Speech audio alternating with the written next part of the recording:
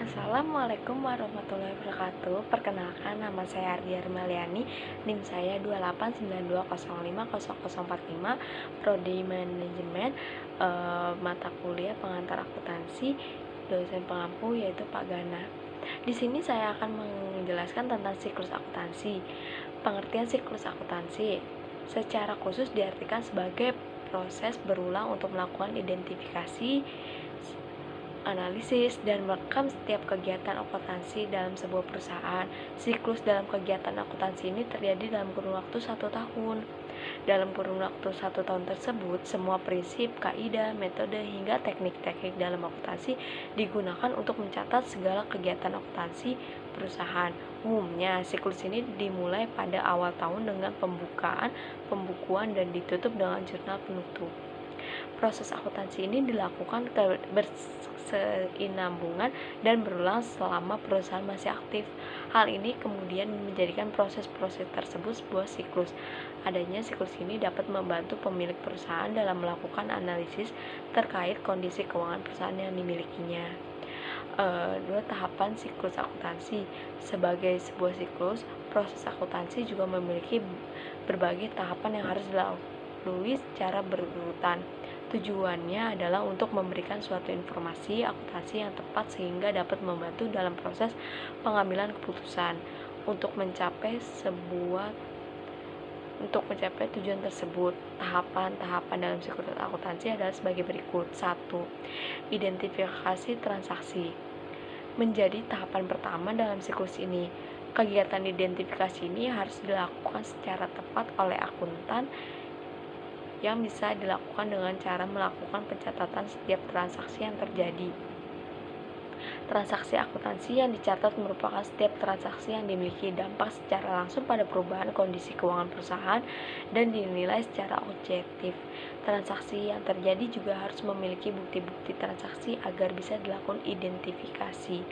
Bukti transaksi ini bisa berupa kwitansi, faktur, nota, atau bukti lainnya yang dianggap sah dalam dunia akuntansi. Yang kedua yaitu analisis transaksi. Setelah tahapan identifikasi, akuntan harus melakukan analisis terhadap transaksi tersebut, pengaruhnya terhadap kondisi keuangan perusahaan. Sistem pencatatan akuntansi dalam perusahaan selalu menggunakan double entry system.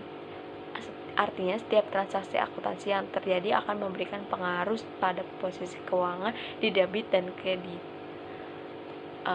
Yang ketiga, pencatatan transaksi dalam jurnal. Setelah akuntansi melakukan analisis transaksi, maka tahapan selanjutnya adalah dengan mencatat semua transaksi ke dalam sebuah jurnal keuangan dalam ilmu akuntansi. Jurnal diartikan sebagai sebuah catatan kronologis selama satu periode tentang transaksi yang terjadi. Proses memasukkan informasi tersebut disebut perjurnalan. Dalam proses perjurnalan, setiap transaksi dibagi ke dua bagian, yaitu debit dan kredit. Pencatatan ini bisa dilakukan secara sebuah jurnal umum. Yang keempat, posting buku besar. Setelah dicatat ke dalam sebuah jurnal akuntansi, kemudian memindahkan semua transaksi ke dalam buku besar. Secara umum, buku besar dapat diartikan sebagai kumpulan rekening pembukuan yang berisikan informasi aktiva tertentu yang dicatat dalam satu periode. Masing-masing rekening yang ada di dalam buku besar diberi nomor kode tertentu. Tujuannya untuk memudahkan ketika proses identifikasi dalam sebuah jurnal. Yang kelima, menyusun neraca saldo dan jurnal penyesuaian. Tahapan selanjutnya dalam siklus akuntansi yang dilakukan oleh seorang akuntan adalah menyusun neraca saldo dan penyesuaian. Neraca saldo berisikan daftar saldo masing-masing rekening pada buku besar dan periode tertentu. Dalam menuliskan neraca saldo yang terdapat disatukan dan dalam kondisi sama jumlahnya. Bila dalam suatu kondisi ternyata terdapat transaksi yang belum tercatat atau ditemukan ada kesalahan dalam neraca saldo, maka akuntan wajib untuk melakukan pencatatan dalam jurnal penyesuaian. Penyusunan jurnal sesuai ini bersifat periodik dan prosesnya juga sama dengan perjurnalan pada umumnya. Setelah dicatat dalam proses perjurnal penyesuaian, maka hasil laporan keuangannya untuk menjadi aktual. Yang kelima, penyusunan neraca saldo, penyesuaian, dan laporan keuangan. Tahapan berikutnya dalam siklus akuntansi ada penyusunan neraca saldo, penyesuaian, dan laporan keuangan. Dibuat dengan berdasarkan pada buku neraca saldo yang sudah dibuat sebelumnya dengan memperhatikan jurnal penyesuaian. Saldo-saldo tersebut terbagi ke dalam kelompok aktiva dan pasiva sesuai dengan statusnya, kemudian disusun hingga jurnal saldo keduanya sama besar. Yang perlu diperhatikan dalam penyusunan neraca saldo penyesuaian ini adalah jumlah saldo pada aktiva maupun pasiva berjumlah sama besar. Bila tidak, maka terjadi kesalahan dalam perhitungan. Menyusun jurnal penutup. Tahapan terakhir yaitu menyusun jurnal penutup oleh seorang akuntan.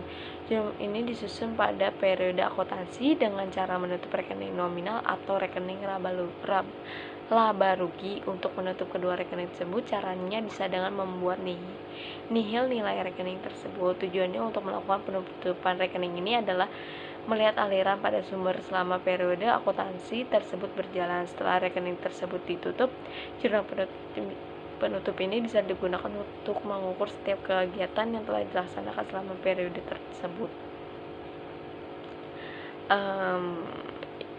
Yang selanjutnya saya jelaskan tentang jurnal umum. Apa sih jurnal umum?